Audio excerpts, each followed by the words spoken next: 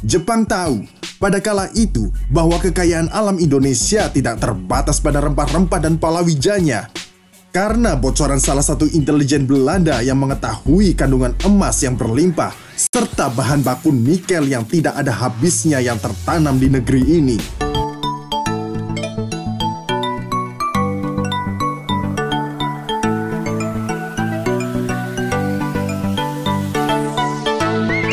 Assalamualaikum warahmatullahi wabarakatuh. Welcome back to my YouTube channel Lemas Studio.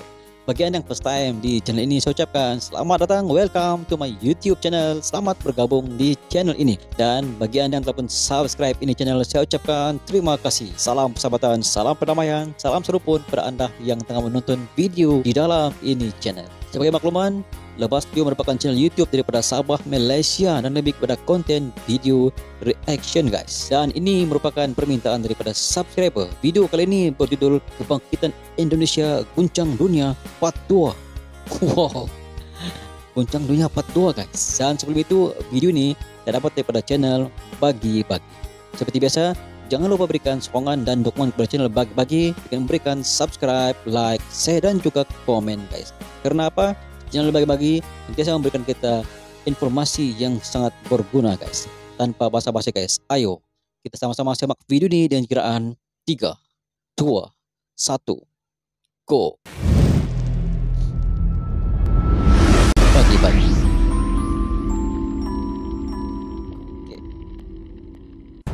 Indonesia dapat mengguncang dunia Part 2. Halo sahabat Bagi-Bagi, penghuni jagat militer Indonesia, apa kabar? Selamat datang di channel satu-satunya yang membahas persatuan Indonesia tanpa memihak elit politik manapun.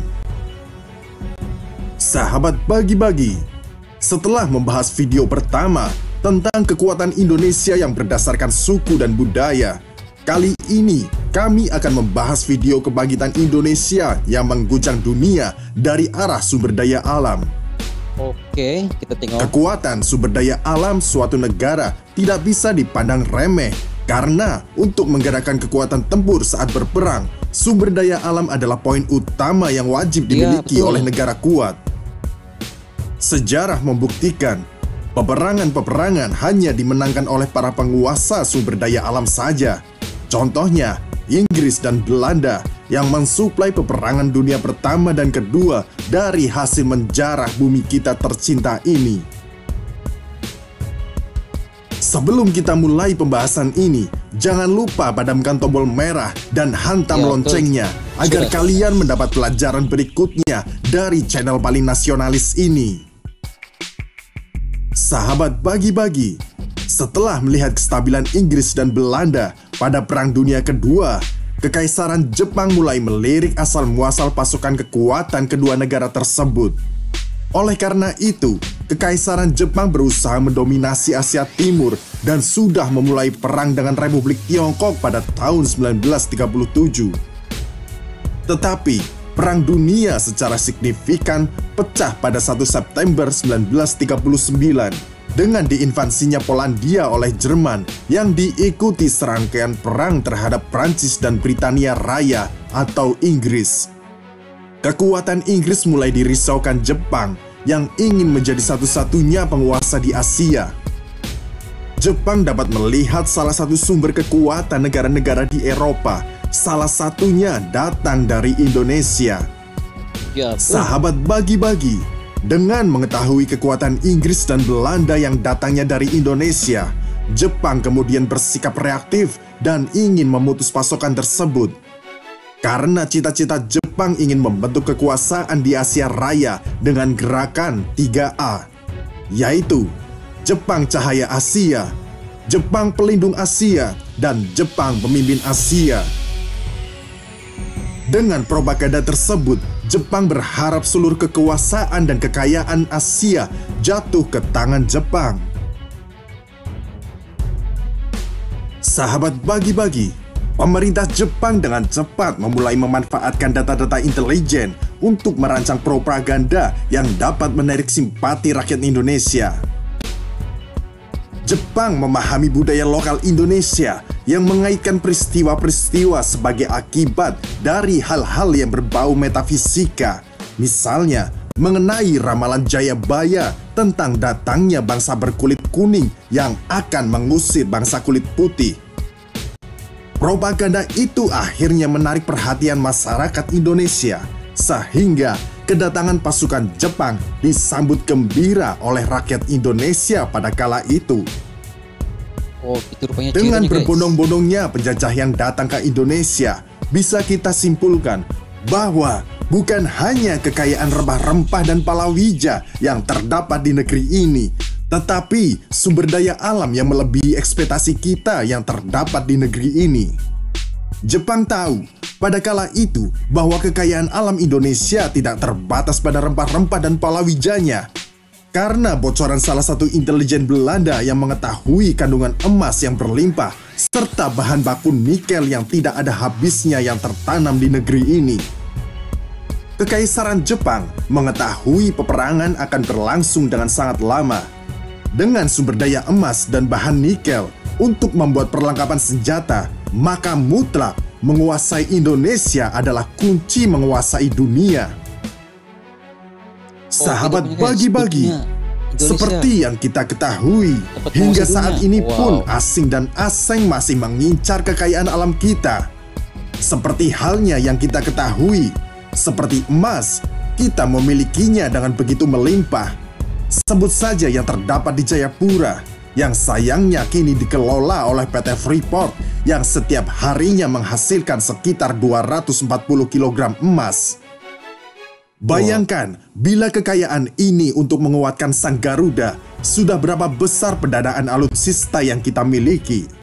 Ya, betul. Emas adalah alat jual beli yang paling stabil harganya di dunia. Bayangkan, kalau ini semua putra-putri bangsa terbaik kita yang mengelolanya. Bisa kita simpulkan, jika harga emas rata-rata per gram adalah 870.000, maka perharinya negara kita akan mendapat penghasilan sekitar 210 miliar per hari. Ini baru dari Wow. Jayapura saja. Padahal sahabat bagi-bagi, berita terbaru yang dilansir oleh detik.com pada 10 Februari 2022, perusahaan tambang Bakri Group temukan 4,6 juta ton biji emas di Palu. Bayangkan, Wow, di seberapa Palu lagi, kekayaan guys. negeri kita. Apakah ini sudah terlambat? Memang kaya dengan Tentu sumber alam, tidak. guys. Masih banyak Luar waktu biasa. untuk menguasai dan mengendalikannya lagi. Ini tergantung kalian.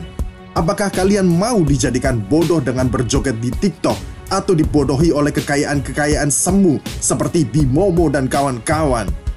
Maka dari itu, ayo bangkit.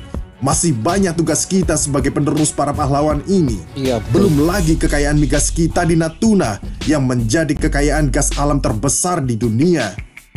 Apakah masih tidak mungkin untuk Indonesia menjadi negara adidaya di dunia? Mari kita jawab dalam hati kecil kita. Luar biasa, guys. Sahabat bagi-bagi, tidak sampai di situ saja. Nikel yang bahan mentahnya bisa dijadikan logam dan sejenisnya ternyata mengandung aset paling menentukan di dunia. Betul, yaitu bisa diolah menjadi bahan bakar litium. Perlu sahabat bagi-bagi ketahui, litium adalah sumber bahan bakar paling dicari hingga saat ini. Bahan bakar rudal dan drone tanpa awak sangat bergantung dengan baterai litium. Bahkan, penggunaan ini, guys. smartphone dan laptop Betul-betul dunia masih 100% mengandalkan bahan litium. Amerika dan China memang sudah berusaha keras mengganti bahan bakar digital mereka dengan lainnya, tetapi kenyataannya tetap litiumlah yang masih menjadi sumber baterai terbaik. Kekuatan kita yang memiliki sumber daya alam nikel sangat dikhawatirkan oleh Eropa. Pada waktu lalu, Eropa kalang kabut saat ekspor nikel kita hentikan. Ya, Bayangkan jika seluruh kekayaan dikelola oleh bangsa ini. Para pemimpin kita tidak harus bingung dengan menaikkan harga-harga kebutuhan rakyat untuk menutupi anggaran negara. Jelas tidak butuh waktu lama Indonesia meroket. Harus kalian ketahui, pada era Soekarno, pernah Indonesia memiliki proyek nuklir dan itu bukan isapan jempol belaka. Di mana Soekarno memahami uranium yang berserakan di negeri Nusantara ini. Kita pun punya PT Pindad yang memproduksi senjata dan PT Krakatau Steel yang memproduksi baja, yang tidak semua negara bisa memilikinya karena kedua perusahaan milik negara tersebut adalah warisan dari Soekarno yang memiliki izin dari 5 negara besar yang dipelopori oleh Uni Soviet. Sahabat bagi-bagi, cuma Korea Selatan saja di Asia yang sama dengan Indonesia yang bisa bersaing memproduksi senjata, terutama pesawat, itu pun karena kemesraannya dengan Amerika Serikat. Jadi, inilah kekuatan besar kita nomor 2 yang sebenarnya ada di depan mata. Siapa lagi kalau bukan kalian yang mengelolanya? Ayo kita putus generasi-generasi yang ambigu, yang tidak mau tahu akan kebesaran bangsa ini.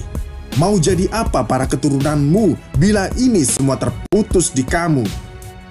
Ingat, ini sangat berbahaya untuk anak cucu kita, di mana mereka nanti dilahirkan di bawah ketidakberdayaan karena ayah-ayah mereka sekarang lebih suka berhalusinasi daripada beraksi.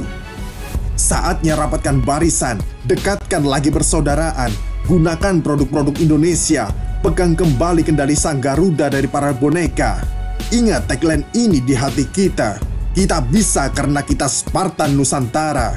Tunggu video penggugah darah selanjutnya hanya di channel kesayangan kita, Bagi-Bagi untuk Negeri Merdeka.